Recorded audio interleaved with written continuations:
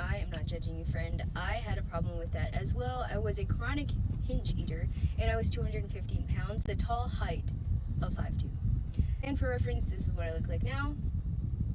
This is how you stop emotional eating. This is for the petite girls who know that they're emotional eaters, but they don't know how to stop. First things first, my credentials. I grew up impoverished, and I had a lot of trauma from things that happened to me. All of us have things that happen to us.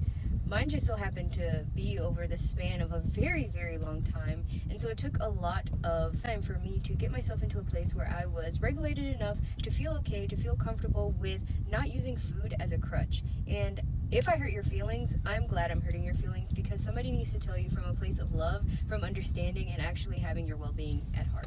Oh, but I have 3 kids and I work 2 jobs and everything is just so overwhelming, and I don't drink, I eat pretty healthy, but I just eat a lot of food when I'm pretty unhealthy, and I do like to have my sweet treat when I get home, and fast food is just easy because I'm super busy, yada yada.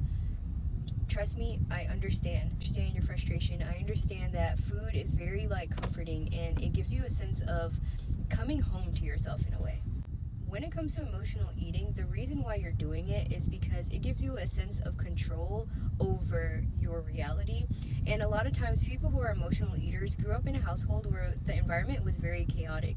And so this is part of self-love, is emotional regulation. Regulating your nervous system, regulating your body, so that way you can have healthier coping mechanisms to, when you're having an emotion, actually feeling an emotion and actually being comfortable with feeling the emotion without going to outside sources for help that aren't healthy. Basically, all this means is your nervous system is a little fried, and so the coping mechanism that you're used to is just eating food to make you feel better, and instead of doing that, we can do other things.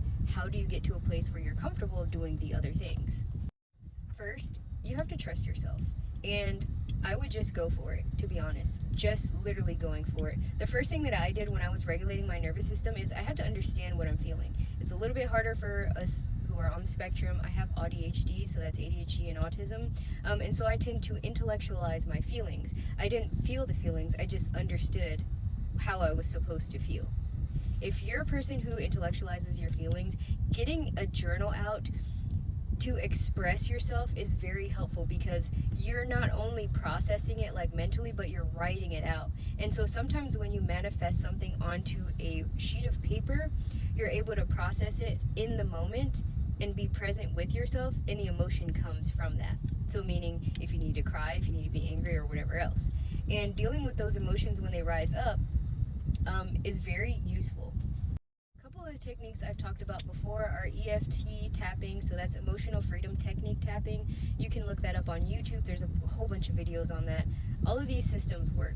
Breathing, like box breathing method, yoga is very helpful. You don't need any fancy equipment. You can do it at home. Meditation is also very helpful. But the one that helped me the very most was changing my diet. Please don't attack me when I say this. Changing my diet when I was emotionally fried was probably the best thing I've ever done. I was a vegan for a very, very, very long time, and then I was a raw vegan.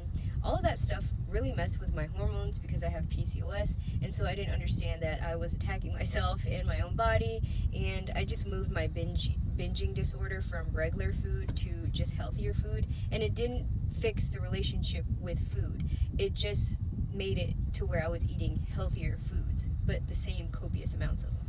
So for me, that wasn't the answer. For me, what I found was a balanced diet, high fiber, high protein, really helped me understand that I was safe in my body. And that is the most important thing for you to understand, is that you need to be able to be okay and be safe in your own body and feel that way. Because when you're emotionally dysregulated, you don't feel safe in your own body. You have to reach, you have to grab for straws, you have to seek external something for comfort.